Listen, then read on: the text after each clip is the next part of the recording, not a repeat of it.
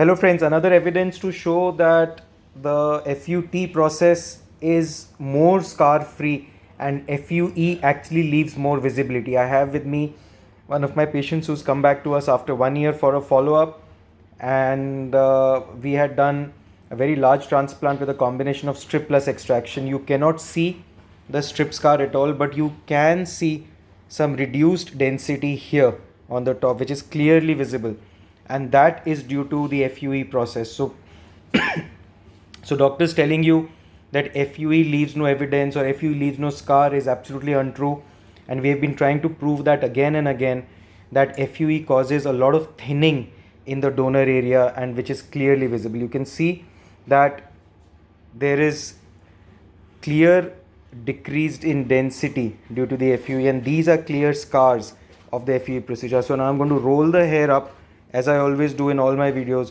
to show that the strip is virtually invisible, whereas the FUE process leaves visible decrease in density.